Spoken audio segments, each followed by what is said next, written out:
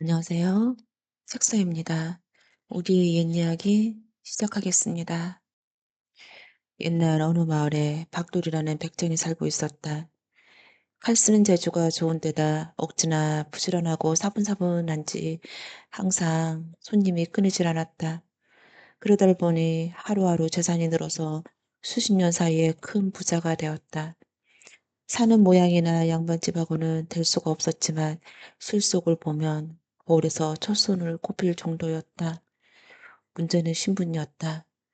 천한 중에도 가장 천한 소잡는 백정이니 아무리 돈이 있어도 천대와 갈시에서 벗어날 수가 없었다. 게다가 고을 양반들은 툭하면 그를 붙잡아다가 이유 없이 닥달하곤 했다. 여봐라, 내 죄를 알렸다. 그러면 백정은 싹싹 비는 수밖에 없었다. 죽을 죄를 졌습니다. 제발 용서하십시오. 이렇게 빌고서 재물을 싸다가 바쳐야 풀려나니 견디기 어려운 일이었다. 어느 날부턴가 박돌은 단단히 결심을 했다. 평생 이렇게 억울하게 당하고 살 수는 없지. 나도 어떻게든 양반이 돼서 차별 없이 살아보겠어. 그때 박돌집 근처에 고을 이방이 살고 있어 가끔씩 찾아와 고기를 떠가곤 했다. 그는 씀씀이가 입혀서 10량 벌면 20량을 쓰니 밑빠진 독이었다. 돈이 모자라면 관가에 돈을 꺼내다가 될 것처럼 쓰곤 했다. 박돌은 이방이 찾아올 치면 버선발로 뛰어가서 반갑게 절하고 호하게 대접을 했다. 그리고 명절이나 좋은 날이면 쌀이나 비단 같은 귀한 물건들을 선물을 했다. 그렇게 호하게 대하자 언젠가부터는 이방도 박돌을 보면 허허 박첨지 오랜만이군 하면서 살갑게 대하긴 했다. 그때 마침 나라에서 감찰이 나와 고을 관가의 출납을 살피게 되었다. 살펴보니 고을 공금이 무려 3천냥이나 비었다. 그 원인을 캐고 본즉 누구나 이방이 무단에 갖다 쓴 것이었다.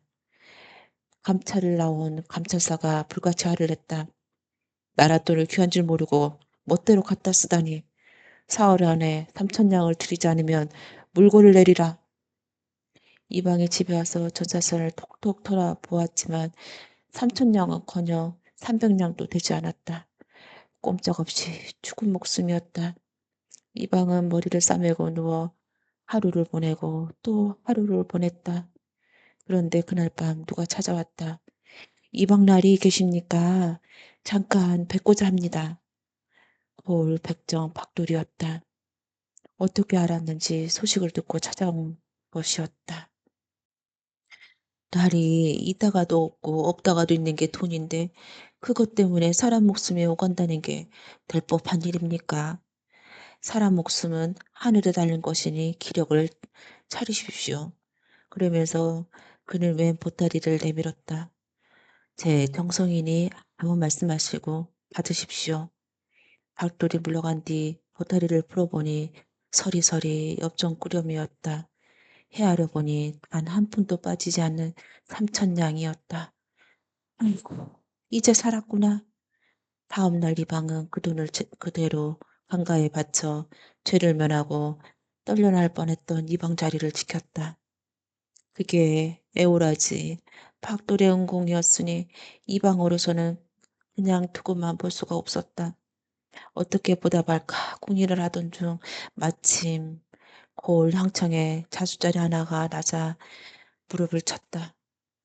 옳거니 박돌에게 자수자리를 하나 주자. 사람됨이 그만하면 자수는 10번 하고도 남지.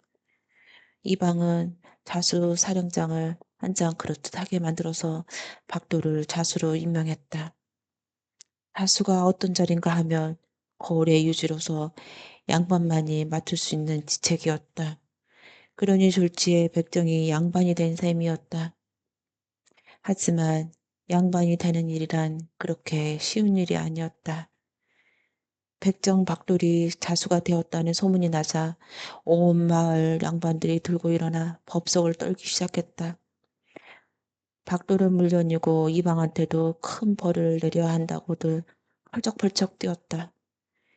그만 입안까지 난처한 지경이 되고 말았다. 자네를 돕는다고 한 일이 되었으니 어쩌는가. 그게 세상 인심이 아니겠습니까? 네, 작정한 일이 있으니 걱정 마십시오. 이 고을을 떠나려옵니다. 다음 날 박돌은 가진 재산을 모조리 처분해서 돈으로 바꿨다. 모두 3만냥이었다. 박돌은 품속에 자수 사령장을 간직하고 돈보따리를 짊어지고 식구들과 길을 떠났다. 그가 찾아간 곳은 아는 사람 한 명이 있을 리가 없는 한경동 땅이었다.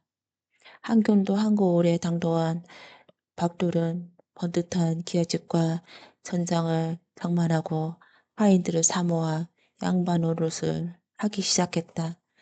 먼저 고을 양반들과 마을 주민들을 다 모아놓고 큰 잔치를 베풀었다. 나는 경상도 고을에서 자수 노릇을 하다 이사 온 박 아무개 올시다. 잘 부탁합니다. 그러자 고을 양반 하나가 물었다. 양반이라면 그대에게는 벼슬이라는 사람이 누가 있소? 그러자 박돌은 아무렇지도 않게 말을 꾸며대기 시작했다. 네, 지금 팔도 암행어사로 다니는 박문수가 내 조카뻘 되지요. 박문수라는 말에 다들 입이 딱 벌어지고 말았다. 그 유명한 박어사 한 집안이라면 대단한 양반님이 분명했다. 그런데 일이 어찌 되려고 그러는지 진짜 박문수 여자가 어느 날 그 동네를 지나가게 되었다. 주막에 앉아 술잔을 기울이고 있는데 사람들이 하는 얘기가 수상했다. 저 새로운 양반 있어. 암행어사 박문수와 가신 이가라네? 삼촌뻘이라지. 저 새로운 양반 말이야. 암행어사 박문수와 일가라네. 삼촌뻘이라지. 글쎄, 그렇다더만. 박문수가 들어보니 기가 막힐 노릇이었다. 한경도 땅에 친척이 있다는 건 금시초문이었다. 어느 사기꾼이 자기 이름을 팔아먹는 것인가 분명했다. 살다 보니 할 일이 다 있군. 그날 저녁 박문수는 사람들에게 길을 물어 박돌의 집을 찾아갔다. 한바탕 경을 칠 판이었다. 계십니까? 지나가는 객이 하룻밤 묵고자 합니다. 그러자 안에서 하인들이 뛰어나와 맞이하는데 대접이 융숭했다. 주인이 찾아오는 손님들에게 잘 대접하라고 일러준 참이었다. 저녁상을 물리자 직접 주인이 나와서 안부를 물었다. 손님, 부족한 점은 없습니까? 불편한 점이 있으면 말씀하십시오. 그러자 박문수는 대접을 잘 받았다고 사리하고는 넌지시 박도를 떠보았다. 그런데 듣자하니 주인장이 어사 박문수하고 밀가라고요? 박돌은 그 소리를 듣고서 화들짝 놀랐다. 예사로 묻는 것이 아니니 속뜻이 잠겨 있음이 짐작하였다. 그는 눈을 들어 손님 행세를 찬찬히 살펴보았다. 이리 보고 저리 보아도 애써 사람이 아니었다. 박돌은 바닥에 넙죽 엎드렸다. 죽을 죄를 졌습니다. 용서해 주십시오. 아니 갑자기 왜 이러시오? 소인이 이미 눈치를 챘습니다. 저희 죄를 용서해 주십시오. 그러자 박문수가 박돌을 달래며 말했다. 이럴 게 아니라 어디 사연 좀 들어봅시다. 그러자 박돌은 경상도 땅에서 백정 일을 하던 일부터 그곳에 이사 올 때까지의 그간의 사연을 숨김없이 털어놓았다. 한참을 얘기를 듣던 박문수도 자기도 모르게 고개를 끄덕였다. 수인이 양반 노릇을 한 것은 세도를 부려보자는 심산에서가 아닙니다. 그저 사람답게 한번 살아보자는 것이요. 하늘이 낸 사람이란 누구나 귀한 법이 아니겠습니까? 그러나 대가님의 가문을 판 것은 입이 10개라도 변명할 길이 없으니 제값을 받겠습니다. 처분대로 하십시오. 박문수가 귀로 박돌의 말을 듣고 눈으로 행동거지를 보니 어지간한 인물이 아니었다. 천하지천한 백정 출신이라지만 웬만한 양만의 열몫을 하고도 남을 인품이었다. 박문수는 뭔가를 골똘히 생각하더니 입을 열었다. 내가 알아서 처리할 테니 처분을 기다리시오. 박돌의 집을 떠난 박문수는 며칠간 거울을 두루 살펴본 다음 강가로 사또를 찾아갔다. 암행어사 박문수란 말에 사또가 깜짝 놀라 허둥댔다. 라리, 어인 행차이십니까? 제가 있거든 벌을 내려 주십시오. 거울이 태평하니 무슨 죄가 있겠습니까? 인차사 들렸습니다. 그러면서 이런저런 한담을 나누던 박문수가 뜻하지 않는 말을 꺼냈다. 이 거울에 저희 삼촌분 되는 어른이 사십니다. 내일은 그 집을 들러보고 떠날 참입니다. 네, 그러셨군요. 다음 날 박문수가 백정 박돌의 집으로 행차하자 이방 이하의 여러 간속들이 뒤를 따르고 동네 사람들이 웅성웅성 모여들었다. 박문수는 박돌의 집을 도착하자마자 대문을 활짝 열면서 안으로 들어갔다. 어르신, 문수가 길을 가다가 인사차 들렀습니다. 그러자 방문이 덜커덩 열리더니 박돌이 한 손에 담뱃대를 든 채 고개를 빼꼼히 내밀었다. 오, 조카님 오셨구먼. 그러지 않아도 들을 줄 알고 기다리고 있었네. 어서 올라와. 눈 하나 깜딱 안 하고 여유롭게 맞이하는 것이었다. 그러자 박문수가 마음속으로 무릎을 탁 치면서 감탄했다. 역시 인물은 인물이로군. 내가 사람을 제대로 봤어. 박문수가 그렇게 박돌의 집에 한나절 머물다가 가니 동네 인심이 박돌한테로 모여들었다. 이젠 그가 대단한 양반이라는 걸 의심하는 사람은 한 명도 없었다. 거울에 내놓으라는 양반집마다 저마다 그와 친해보려고 선물을 보내고 선물이 집안에 그득할 지경이었다. 박문수는 그냥 떠났지만 박돌은 그 은공을 지나칠 사람이 아니었다. 그는 가난하게 살고 있는 한양 박문수 본가에 돈을 실어 보내면서 번듯한 새 집을 지어주고 세간에 장만해 주었다. 박문수도 팔도 감차를 마시고 집을 돌아와 보니 낡은 올도박은 간데없고 번듯한 기아집이 기다리고 있었다. 웬일인가 의아해하고 있는데 동생이 뛰어오면서 다짜고짜 타박을 하기 시작했다. 형님, 나 좀 봅시다. 난 형님이 청렴한 줄 알았더니 어디서 수차례서 이렇게 재물을 모았단 말이오. 형님에게 단단히 실망했소. 박문수가 곰곰이 생각하니 박돌이라는 게 분명했다. 아하, 아마도 박돌이가 이런 일을 했나 보군. 박돌이란 놈이 대체 어떤 자기래 말이오. 한경들등에 인물 하나가 있지. 박문수가 웃으면서 박돌에 관한 이야기를 해주자 동생의 낯빛이 불그락불그락 씩씩거리기 시작했다. 아니, 그럼 그 백중놈이 조카 노릇을 해주고 왔단 말이오? 세상에, 이런 망신이 있나? 내 이 몹쓸 백중놈을 당장 때려주고 버리고 말겠소. 동생은 당장 한경도를 길을 떠나겠다고 법석을 떠났다. 그 성질이 얼마나 불같은지 박문수도 말릴 수가 없었다. 동생이 박단나무 몽둥이를 들고 길을 떠나자 박문수는 얼른 발받은 사람을 시켜 박돌에게 편지를 띄웠다. 동생이 불같이 화가 나서 찾아가고 있으니 잘 제접하고 보내라는 내용이었다. 편지를 받은 박돌은 동네 사람들을 다 집에 불러놓고 좋은 음식에 좋은 술을 잔뜩 차려놓고 대접하면서 호기롭게 말을 했다. 자, 오늘 내가 좋은 구경을 시켜줄 테니 잘들 보시구려. 전에 다녀간 박문수 조카의 아랫동생이 미친 증이 있어 집안에 걱정거리는데 마침 이리로 온다고 하니 내 어찌 하는가 조카들을 지켜보시오. 사람들은 기다리고 있으려니 아닌가 다를까 한 양반네가 몽둥이를 들고 들이닥치며 소리를 쳤다. 야, 이 백종놈아 어딨느냐? 내가 우리 아저씨라고?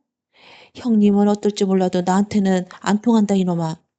그러자 사람들은 그를 쳐다보고 웃으면서 한마디씩 했다. 어허, 미쳐도 단단히 미쳤군. 글쎄 말이야, 아저씨더러 백정이라니. 소가 다 웃을 일이야. 그때 박돌이 나서서 말했다. 아직도 미친 병을 못 쳤다, 아직도 미친 병을 못 고쳤단 말이냐. 얘들아, 뭘 하느냐. 박돌이 눈치를 하자 대기하고 있던 장정들이 한꺼번에 박어사의 동생에게 달려들었다. 그리고 그를 좁다란 강 속에 쿵 쳐박아 놓고는 덜컹 빗장을 걸었다. 이놈 백중놈아, 이러고도 내가 무사할 줄 알았느냐. 박어사의 동생이 이렇게 악을 쓰면서 소리쳤지만 박돌은 들은 척도 안 하고 잔치를 계속했다. 미친 병에는 굶기는 게 제일 좋은 약이지요. 그렇답디다. 근데 박어사의 동생이 우라가 나서 죽어라 소리를 쳤지만 다들 미친 사람 취급을 하니 아무 소용이 없었다. 정말로 미쳐버릴 지경이었다. 그러지 않아도 먼 길을 급히 오느라 허기진 참에 음식 냄새는 왜 이렇게 고소한지 몰랐다. 밤이 되어 동네 사람들이 다 집으로 돌아가자 박돌이 광으로 다가와서는 넌지시 말을 건넸다. 이보시오. 당신이 아무리 떠들어봤자 소용이 없습니다. 그러지 말고 내 말을 잘 들어보세요. 내가 여기서 양반 노릇을 한다고 해서 세상에 해가 될 게 무엇이 있으며 당신이 나를 백종으로 만들어서 무슨 득이 있겠습니까? 그러지 말고 마음을 돌이키시오. 하지만 박어세의 동생은 분이 치밀어서 욕을 해댈 뿐이었다. 허허, 이거 한 사나흘 굶어야 되겠구먼. 다음 날에도 그 집안에는 잔치가 이어졌다. 박어사의 동생이 줄임배를 움켜잡고 계속 악을 썼지만 돌아오는 건 비웃음과 동정뿐이었다. 그렇게 하기를 사흘째. 마침내 박어사 동생은 기진맥진해서 더 버티지 못하고 항복을 선언하고 말았다. 아이고 아저씨 내가 잘못했습니다. 날 좀 풀어주세요. 그러자 사람들은 모두 웃으며 박수쳤다. 이제서야 저 사람이 제정신이 돌아왔군. 각돌이 박어사 동생을 풀어주면서 말했다. 그간 고생이 많았구나. 어쩌다 몹쓸병이 들어가지고. 그러면서 만날 음식을 찾아주니 사흘을 굶은 박무수의 동생이 개걸스럽게 뻐거대기 시작했다. 음식을 다 먹고 나니 인사를 하는 둥 마는 둥 급히 한양으로 내빼버리고 말았다. 박돌은 하인들을 시켜서 그 집에도 재물을 넉넉히 실어보냈다. 동생이 서울에 도착하자마자 박어사가 물었다.